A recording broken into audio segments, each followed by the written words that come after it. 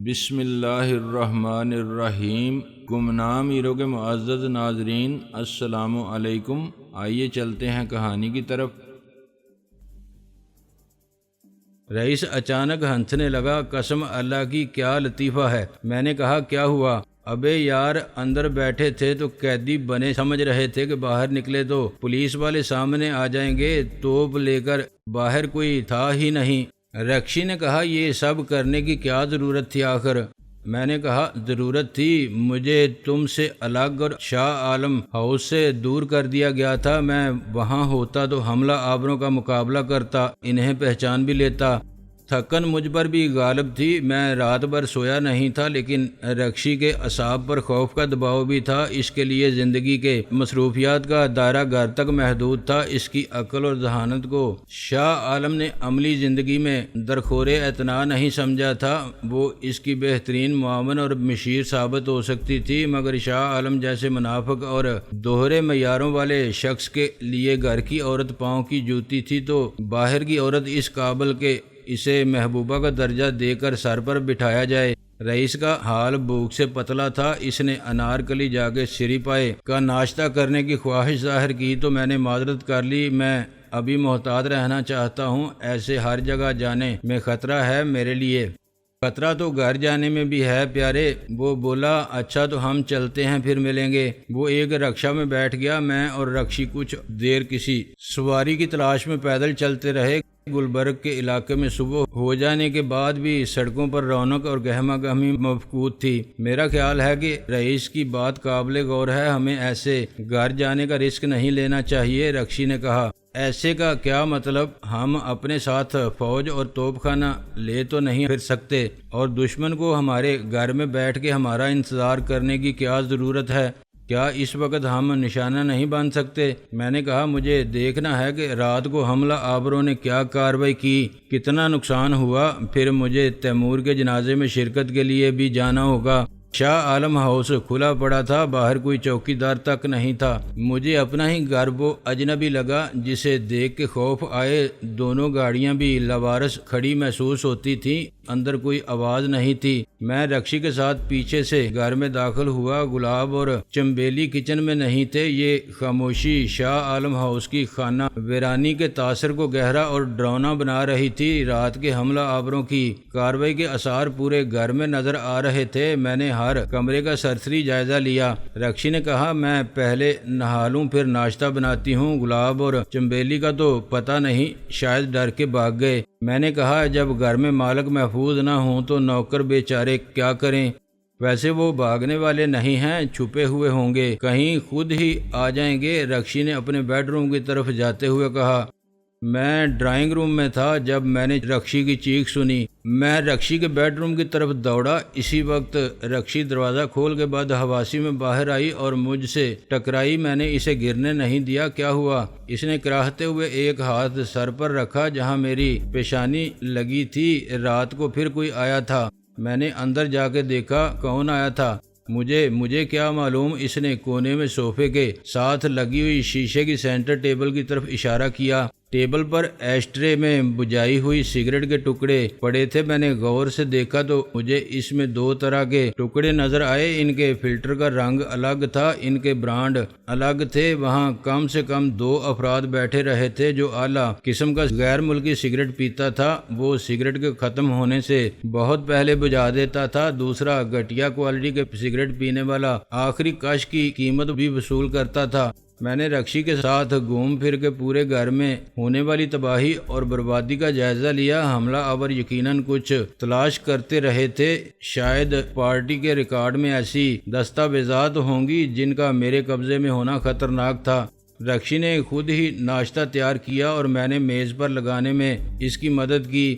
آخر کون لوگ ہو سکتے ہیں؟ وہ یہاں اطمینان سے بیٹھ کے سگریٹ پیتے رہے اور انتظار کرتے رہے۔ میں نے ناشتے کے بعد کہا اس سوال کا جواب میں دوں؟ رکشی نے تیز لہجے میں کہا کیا یہ سب میری وجہ سے ہو رہا ہے؟ تھکن، خوف اور اعصابی دباؤ نے رکشی کو ہسٹریا کے قریب کر دیا تھا۔ میں نے مسکرا کے ایک ہاتھ اس کے کندھے پر رکھا۔ ٹھیک ہو جائے گا، سب ٹھیک ہو جائے گا۔ وہ میرا ہاتھ جھٹک کے آگے بڑھ گئی۔ کیا خاک ٹھیک ہو جائے گا؟ روز بروز معاملات خراب سے خراب تر ہوتے جا رہے ہیں صرف تمہاری وجہ سے۔ میں نے نرمی سے کہا، میں کب کہہ رہا ہوں کہ اس کی ذمہ دار تم ہو، میں سب ٹھیک کر لوں گا۔ کیسے ٹھیک کر لو گے؟ اور کب؟ اچانک وہ غصے میں آ گئی۔ 6 سال یہ کبھی نہیں ہوا تھا جو اب ہو رہا ہے۔ شاہ عالم میں لاکھ خرابیاں سہی، وہ نہ اچھا شوہر تھا نہ اچھا انسان۔ اس کا ذاتی کردار بہت برا تھا، مگر وہ احمق نہیں تھا تمہاری طرح۔ اس نے اپنی سیاسی اور کاروباری دشمنی کا سایہ تک نہیں پڑنے دیا تھا اس گھر پر۔ ہم اس گھر کے اندر بالکل محفوظ تھے۔ تمہاری زندگی کو بھی کبھی کسی سے خطرہ لاحق نہیں ہوا تھا۔ یہ گھر آباد تھا، اور اب دیکھ لو اس کی ویرانی کو۔ یہاں سے میاں جی اور ماں جی گئے، نوکر چاکر گئے، محافظ گئے، ہر وقت رونق رہتی تھی یہاں۔ ملاقاتی پارٹی کے لوگ، سرکاری افسر اور صحافی، غرض مند اور بے غرض سب آتے تھے۔ اب کون آتا ہے؟ چور اور قاتل، جان کے دشمن، لٹیرے اور آگ لگانے والے، گولیاں چلانے والے۔ اور دیکھو یہ گھر کیا ہو گیا ہے۔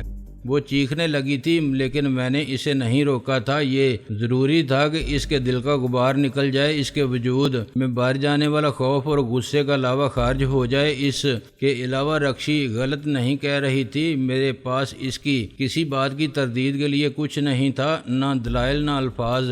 میں نے موقع پا کے کہا، تم ٹھیک کہہ رہی ہو رکشی۔ وہ بیڈ پر بیٹھ کے رونے لگی۔ دیکھو مسٹر شاہ عالم، یہ گھر کھنڈر ہو گیا ہے، ٹوٹ پھوٹ گیا ہے۔ تم شاہ عالم بن گئے، مگر تمہارے پاس نہ پارٹی ہے، نہ پارٹی کے چیئرمین کا عہدہ۔ تمہارے نائب اور مددگار، تمہارا ساتھ دینے والے، تمہارے حمایتی سب تمہارا ساتھ چھوڑ چکے ہیں۔ تم اکیلے رہ گئے ہو۔ الٹا تمہارے ساتھ دینے والوں کے لیے ان کی وفاداری جرم بن گئی ہے۔ تیمور سب سے زیادہ بھروسہ تھا نا تمہیں، اسے اسپتال میں ڈاکٹرز کی موجودگی میں مار دیا گیا۔ اشرف رپوش ہے، رپوش نہ ہوتا تو وہ بھی قتل کر دیا جاتا۔ خود تم کب تک بچو گے؟ یہ عزت اور اوقات رہ گئی ہے تمہاری کہ ایک معمولی ایس پی تمہیں اٹھا کے تھانے لے جاتا ہے اور کسی ثبوت کے بغیر تم پر دوہرے قتل کی فرد جرم عائد کر دیتا ہے۔ معمولی پولیس اہلکار تمہیں بے وقوف بناتے ہیں۔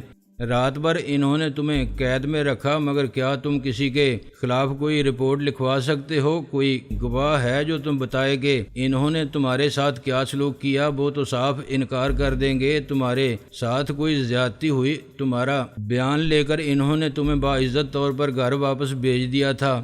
میں اس کے سامنے بیٹھ گیا۔ میں جانتا ہوں۔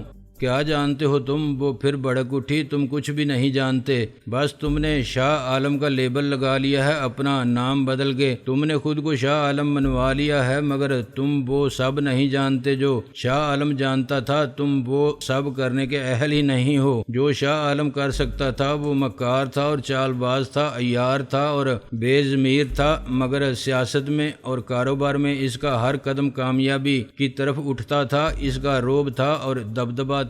کارکن اور عہدے دار اس سے ڈرتے تھے۔ وہ مخالفوں اور غداروں سے نمٹنا جانتا تھا۔ اس کے پاس ایف کی طاقت تھی جو اس کے اشارے پر ہر دوست دشمن کسی کو بھی ٹھکانے لگا سکتی تھی۔ وہ کسی کو بھی اٹھوا سکتا تھا، ختم کرا سکتا تھا۔ سرکاری افسر، پولیس والے، صحافی سب ڈرتے تھے اس سے۔ میں نے میز کو لات ماری اور الٹ دیا۔ بکواس بند کرو اپنی۔ میں وہ سب نہیں کر سکتا جو شاہ عالم کرتا تھا۔ تو پھر شاہ عالم کیوں بنے ہو؟ اس نے تڑخ کے سوال کیا۔ صرف اس کی دولت پر قبضہ کرنے کے لیے، عزت اور شہرت، اثر و رسوخ اور طاقت حاصل کرنے کے لیے۔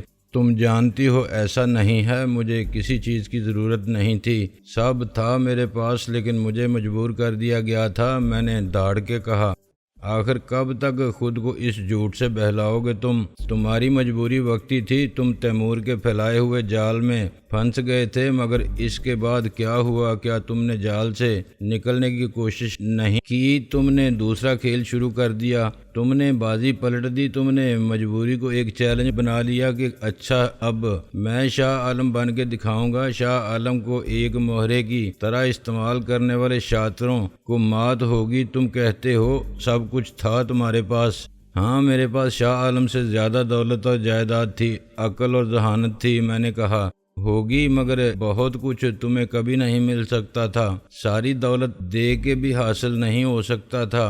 تمہارے پاس خاندانی حسب نسب نہیں تھا، وہ عزت اور شہرت نہیں تھی جس کا خواب تم اپنے بچپن سے دیکھتے چلے آ رہے تھے۔ تم ناصر عظیم تھے اور یہی تمہارا کمپلیکس تھا۔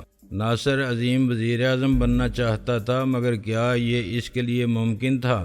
نہیں، وزیر اعظم صرف شاہ عالم بن سکتا تھا۔ چنانچہ تم کو تقدیر نے ایک موقع فراہم کیا تو تم نے شاہ عالم بننے میں دیر نہیں لگائی۔ تم نے اس کے ماضی، حال اور مستقبل سب پر غاصبانہ قبضہ کر لیا۔ یتیم خانے کے ماحول میں پرورش پانے والے لاوارث بچے کی حسرت اچانک ایک مغلوب کرنے والی خواہش بن گئی۔ تم نے اپنے ماضی سے سارے رشتے توڑ لیے۔ تم ان سب کو بھول گئے جن کے متعلق تمہارا خیال تھا کہ تم ان سے محبت کرتے ہو۔ تمہارے سامنے اچانک نئی منزل کے نئے راستے آ گئے۔ پھر تم نے جائز اور ناجائز کو بھول کر شاہ عالم بننے کے لیے سب کچھ کیا۔ تم نے تیمور کو یرغمال بنا لیا، مجھے بلیک میل کیا، قانون کی آنکھوں میں دول جھونکی۔ کیا نہیں کیا تم نے؟ اور تم کہتے ہو کہ یہ مجبوری تھی۔ میں نے اپنا سر تھام لیا۔ رکشی پلیز مجھے اتنا ذلیل مت کرو۔ خود اپنی نظر میں یہ ذلت نہیں، حقیقت ہے۔ شاہ عالم، مان لو کہ تم شاہ عالم کی جگہ لینے کا یہ موقع ضائع نہیں کر سکتے تھے، کیونکہ یہ اقتدار کی لاٹری کا ٹکٹ تھا جو ایک حادثے میں تمہارے ہاتھ لگ گیا تھا۔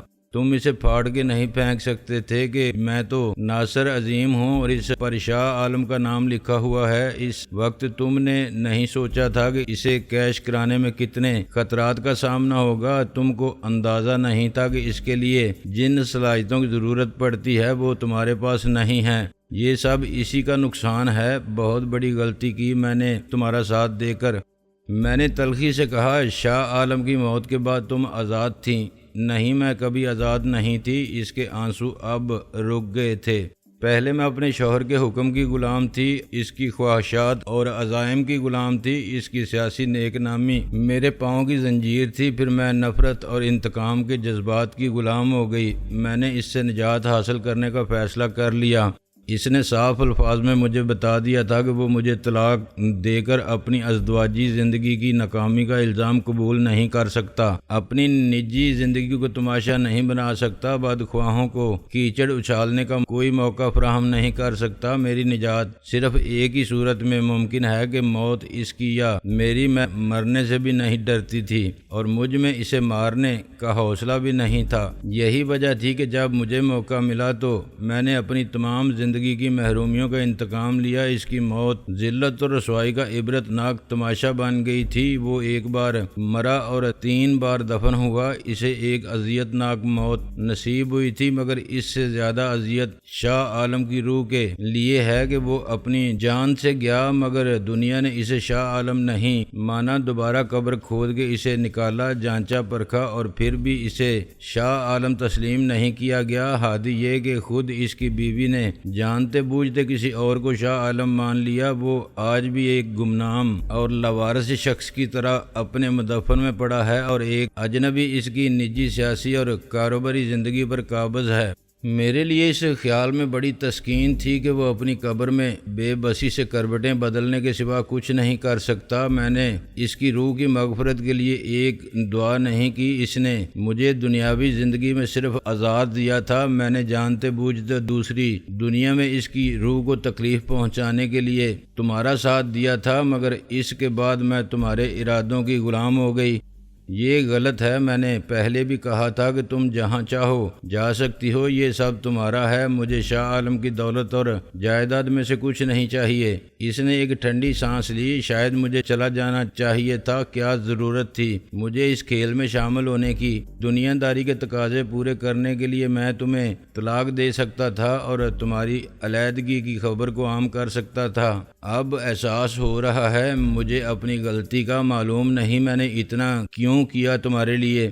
وہ جیسے اپنے آپ سے مخاطب ہو کے بولی، شاید تمہیں بھی اس کھیل میں لطف آنے لگا تھا۔ شاید ایسا ہی تھا، میں نے سوچا کہ اب یہ کیا تو بات غلط ہو جائے گی، وہ کیا تو معاملہ مشکوک نظر آئے گا۔ پھر تم نے مجھ سے مدد مانگی اور میں نے انکار نہیں کیا۔ میں شاہ عالم بننے میں تمہاری مدد کرنے لگی۔ تم نے کسی مداری کی طرح الفاظ کا کھیل دکھا کے میری قوت فیصلہ کو غیر مؤثر کر دیا اور مجھ پر اپنی مرضی مسلط کر دی۔ تم نے میرے جذبات کے زخموں پر ہمدردی کا مرہم رکھا اور مجھے میری ہی کمزوری کے جال میں الجھا کے شکار کر لیا۔ پہلے میں بھی مجبور تھی، تم مجھے بلیک میل کر رہے تھے، لیکن اس کے بعد ہم دونوں مجبور نہیں تھے۔ تم لوٹ کر اپنی دنیا میں نہیں گئے، میں تمہیں چھوڑ کر نہیں گئی۔ اپنی مرضی سے ہم نے ایک دوسرے کا ساتھ دیا۔ آخر کیوں؟ میں نے کہا حالات نے ہمیں ایک دوسرے کے لیے ناگزیر بنا دیا تھا، ہم ایک دوسرے کی ضرورت بن گئے تھے۔ آج تمہیں احساس ہو رہا ہے غلطی کا، تو میں تمہیں مجبور نہیں کر سکتا، تم مجھے چھوڑ کے جا سکتی ہو۔ کیا تم بھی چاہتے ہو کہ میں چلی جاؤں؟ میں نے کہا میرے ایسا چاہنے کا کیا سوال، آج مجھے کل سے زیادہ تمہاری مدد کی ضرورت ہے، لیکن میں تمہارے ساتھ زبردستی نہیں کر سکتا۔ جو کچھ بھی تم نے میرے لیے کیا وہ ایک احسان تھا اور رہے گا۔ یہ بھی تم نے ٹھیک ہی کہا کہ میں صرف نام بدل کے شاہ عالم نہیں بن سکتا۔ ابھی تک جتنا میں نے شاہ عالم کو سمجھا تھا وہ شاہ عالم بننے کے لیے بہت کم، کسی اور کی شخصیت بننے کے لیے اس کی زندگی کے ہر گزرے ہوئے دن کے لیے ہر لمحے سے شناسائی ضروری ہے، مگر یہ ناممکن کام ہے۔ ہاں یہ ہو سکتا تھا کہ جتنا عرصہ تم اس کے ساتھ رہیں، 6 سال تک تم نے جو دیکھا سنا اور محسوس کیا اس کی پرائیویٹ لائف سے مجھے کوئی سروکار نہیں، مگر پبلک لائف میں وہ جیسا تھا تم اس کے بارے میں مجھے پوری معلومات فراہم کر سکتی ہو۔ پہلے میرا خیال تھا کہ تم کو سیاست داں اور بزنس مین شاہ عالم کے بارے میں کچھ معلوم نہیں ہوگا، مجھے سب معلوم تھا۔ تم نے مجھے بتایا تھا کہ تمہارے جاسوس اس کی مصروفیات کے پل پل کی خبر تمہیں دیتے تھے۔ تم میری شریک راز ہو اور میں تم پر اعتماد کر سکتا ہوں، لیکن تم سمجھتی ہو کہ میرے ساتھ تمہاری زندگی کے لیے بھی خطرات پیدا ہو گئے ہیں، اور جو کچھ ہو رہا ہے تمہارے لیے ناقابل برداشت ہے۔ تم مجھے میرے حال پر چھوڑ دو، میں دلدل میں قدم رکھ چکا ہوں۔ زیادہ سے زیادہ کیا ہوگا، میں ڈوب جاؤں گا، کیونکہ مجھ میں شاہ عالم بننے کی صلاحیت نہیں ہے، لیکن شاہ عالم بھی تو ڈوب گیا، یہ صلاحیت اس کے کام کیوں نہ آئی؟ تم نے غلط مطلب لیا میری بات کا۔ میں تمہیں احساس دلانا چاہتی تھی کہ تم جتنی کمزوری دکھا رہے ہو اتنے کمزور نہیں ہو، تمہارے پاس طاقت ہے اور اختیار ہے، عقل اور ذہانت ہے، حوصلہ ہے۔ پھر کیا وجہ ہے کہ تم اکیلے ہوتے جا رہے ہو، تمہارے دوست کم اور دشمن زیادہ ہوتے جا رہے ہیں؟ کیا وجہ ہے؟ وجہ صرف یہ ہے کہ تم ابھی تک اپنی پرانی شخصیت کے خول سے پوری طرح باہر نہیں آئے۔ تم شرافت اور اصول پرستی کے چکر میں حقائق کی نفی کر رہے ہو۔